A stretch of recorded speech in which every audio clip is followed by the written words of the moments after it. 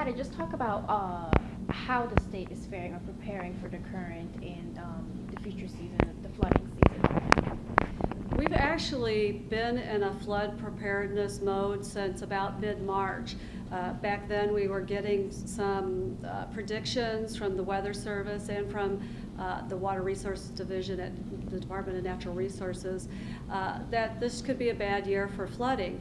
And so we did a couple things early on. One, we pre-positioned sandbags and plastic and some of these basic supplies that we need in different parts of the state so that they would be easy to deploy in the event that we would have flooding. We could get them much quicker to where they were needed than if we had them still all stationed in the center part of the state. So we did that early on, and then we also did a series of 9 meetings with local officials around the state, both on the eastern and southern part of the state, as well as up and down the Mississippi River. And we met with them and talked over what we were seeing as potential concerns for the year, what steps we were taking in advance, and then we wanted to hear from them about what they needed from the state and what their concerns were. In many of these areas, we just went through serious flooding 3 years ago, so it's all very clear in people's minds. They remember what worked and what didn't work, and so these were very productive meetings, and so I think that we're ahead of the game in that respect. We talked about preparedness, Patty, but like, how do you think the state fares compared to other neighboring states such as Iowa and Missouri when it comes to preparedness? That's a really hard question to respond to, because certainly we focus our attentions particularly on what affects the citizens of Illinois. But certainly, the rivers run between the different states, and there are different concerns on either side of the river. So it's really hard to say how we compare to them, because on either side of the river you have different concerns depending on what kind of levees you have there, what kind of infrastructure that you have on the river. It's really a location by location. Let's talk about the financial aspect of how IEMA prepares for flooding or how they respond to it. Just going back from comparing to last year or two, how did FEMA help you guys out? Like, could you measure it out? Maybe they helped you guys out with your reimbursements by 75%, more or less? How did that go about with FEMA's response to IEMA? Well, last year we had some major flooding, mainly in the northern part of the state, particularly in the Chicago region, but in a few other parts of the state. It was from heavy storms that we had in late July.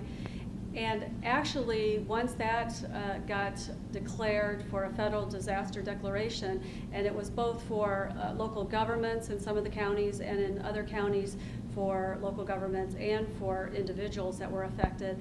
And when that was over, FEMA said that was the largest disaster that they'd had in Region 5, which is a 6-state region here in the central U.S.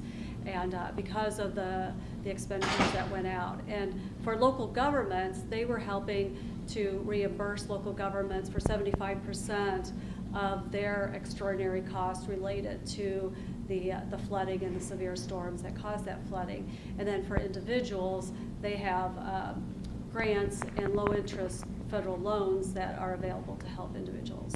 Is there any dollar figure that FEMA has, the grant that is given to the state of Illinois? Do you know, in terms of, I don't know, millions of dollars or just any dollar figures? Well, they don't give us a grant for a disaster necessarily. They give us, they pass through money through the state that goes out then in reimbursement to the local governments.